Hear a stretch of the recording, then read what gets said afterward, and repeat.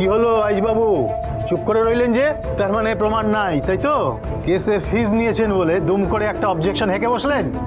মাফ করবেন your honour, মানছি ঝাঁপি দেবীকে নির্দোষ প্রমাণ করবার মতন উপযুক্ত তথ্য প্রমাণ আমার হাতে নাই, কিন্তু ঝাঁপি দেবীর এই চুরি করবার পেছনে কোনো মোটিভও তো নাই। আমার মক্কেল একজন সম্ভ্রান্ত পরিবারের গৃহবধূ, শুধু নিজের নয়, এই বর্ধমান জেলার বহু বহু মানুষের অন্ন সংস্থানের ব্যবস্থা করেছেন এই মহিলা। বহু বহু মহিলা তাদের কষ্টোপার্জিত অর্থ এনার কাছে জমা দেন এবং যথা সময়ে সুদ সমেত ফেরত নেন।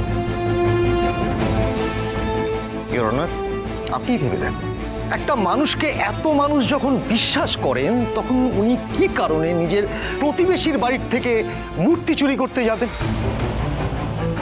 যে কোনো ক্রিমিনাল অ্যাক্টিভিটির পেছনে একটা পাস্ট হিস্ট্রি থাকে। এখানে আমার ক্লায়েন্টের প্রোফাইলে সেরকম কোনো ক্রিমিনাল অ্যাক্টিভিটিস নেই। অন্যদিকে আমরা দেখতে পাচ্ছি এই সরকার পরিবার আর দত্ত পরিবারের মধ্যে একটা রেষারেষির ইতিহাস পাওয়া যাচ্ছে।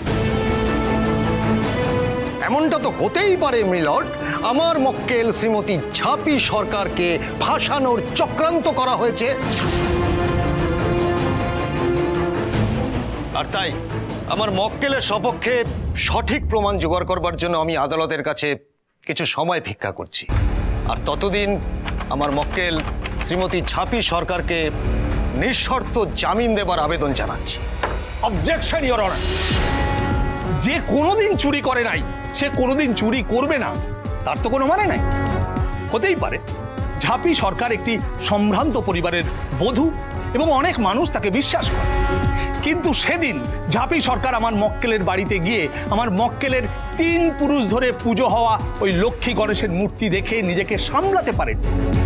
সে যে উদ্দেশ্যে সেখানে গিয়েছিল, যখন বুঝলো যে সেই উদ্দেশ্য ওনার সফল হবে না, তখন আর কোনো উপায় না দেখে উনি আমার মক্কেলকে লক্ষ্মী ছাড়া করে তার প্রতি প্রতিশোধ নেওয়ার সিদ্ধান্ত নিলেন।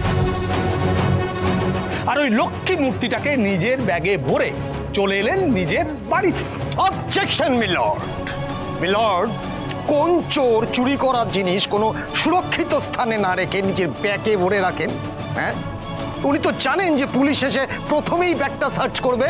পুলিশ যে আসবে সেটা তো ঝাঁপি দেবী অনুমান করেন নাই। উনি ওনার ক্যারেক্টার প্রোফাইল ব্যবহার করেছিলেন।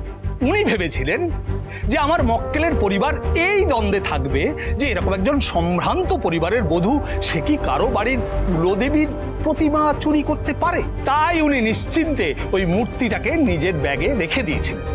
আমার মক্কেল সেই দ্বন্দ্ব কাটিয়ে পুলিশে যান এবং পুলিশ হাতে নাতে ওনার ব্যাগ থেকে সেই মূর্তিটাকে উদ্ধার করে। It's an open and short case your honour. আমি আদালতের কাছে আবেদন করছি যে আদালত যেন এই কেসের পেছনে আর সময় নষ্ট না করে এবং ঝাঁপি সরকারকে তার ন্যায্য শাস্তি প্রদান করে।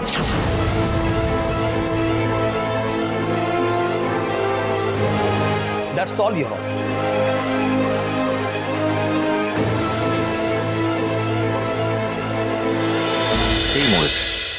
লক্ষ্মী ঝাঁপি প্রতিদিন সন্ধে 6:30টায় স্টার জলসায় ও জিও হটস্টারে।